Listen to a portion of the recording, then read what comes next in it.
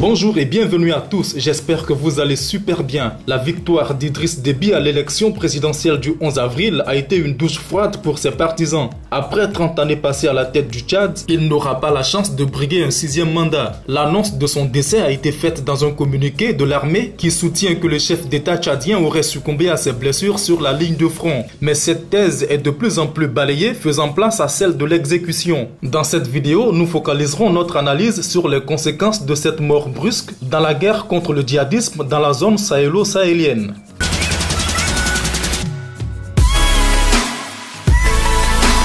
Le maréchal du Tchad, Idriss Déby Itno, comme il le fait chaque fois que les institutions républicaines sont gravement menacées, a pris la tête des opérations lors du combat héroïque mené contre les hordes terroristes venues de la Libye.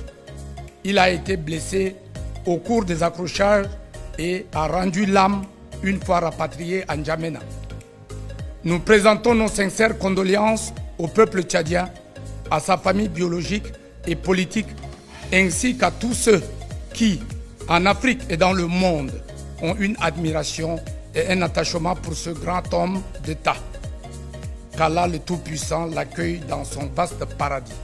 La transmission démocratique du pouvoir n'est vraiment pas une culture tchadienne. Les coups d'État et autres attaques de bandes armées sont devenus au fil des années un classique dans la vie politique du pays. C'est d'ailleurs à la faveur d'un coup d'État militaire qu'Idriss Déby accède au pouvoir en 1990, succédant ainsi au dictateur Hissène Habré. Mais Déby lui-même sera confronté à plusieurs tentatives de déstabilisation, dont la plus récente fut en 2019 où son pouvoir fut sauvé de justesse par l'armée française alors que la capitale, N'Djamena, était presque encerclée par des rebelles venus du nord du pays. Mais pourquoi la France apporte-t-elle son soutien à un président présenté comme autoritaire et aux antipodes de la démocratie? Rappelons qu'Idriss Déby totalise 30 années d'exercice du pouvoir d'État et était sur le point de briguer un 6e mandat à l'issue d'une élection présidentielle controversée. Déby dirigeait des mains de fer un pays secoué par la fronde sociale qui croule sous le poids d'une pauvreté criade. Au plan de l'indice de développement humain, le Tchad occupe la 187e place sur 189.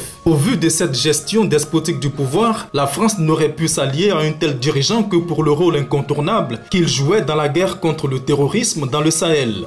La France perd un allié essentiel dans la lutte contre le terrorisme au Sahel. Le président Déby, qui assurait la présidence du G5 Sahel depuis quelques semaines maintenant, était très engagé dans cette présidence.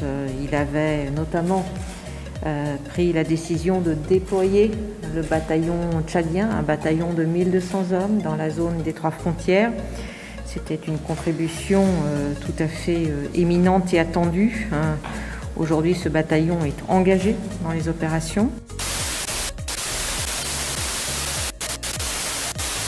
Idriss Déby était un guerrier et ses soldats sont des fantassins aguerris, redoutables contre les djihadistes. C'est grâce à la bravoure des soldats tchadiens, toujours en première ligne, que les terroristes ont été délogés des massifs du Foras en 2013. 38 d'entre eux y avaient perdu la vie. 1800 soldats ont récemment été déployés dans la zone dite des 3 frontières entre le Burkina Faso, le Niger et le Tchad. Le maréchal Déby était également engagé dans la guerre contre Boko Haram. En février 2015, une offensive terrestre au Nigeria avait été lancée à partir du Cameroun contre la nébuleuse nigériane par l'armée tchadienne. Une opération qui s'était soldée par la mort de 200 combattants de Boko Haram et de 9 soldats tchadiens. Au vu de son engagement ferme contre le djihadisme et les performances de ses soldats, on peut affirmer sans risque de se tromper que la mort d'Idriss Déby aura un impact négatif dans la guerre des pays du G5 Sahel contre le terrorisme islamique.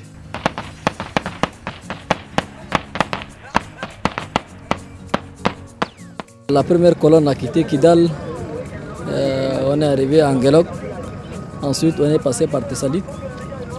Après Tessalit, on a fait le tour de l'Adrar de Foras et on est rentré par le point de l'Est. À l'entrée de l'Est, il y a eu le premier combat le 22 février. Et ça s'est passé comme vous avez appris, on a gagné. Et on a bien frappé l'ennemi comme il le faut. Après ça, on a progressé. Après 3 jours, on a progressé dans leur base centrale.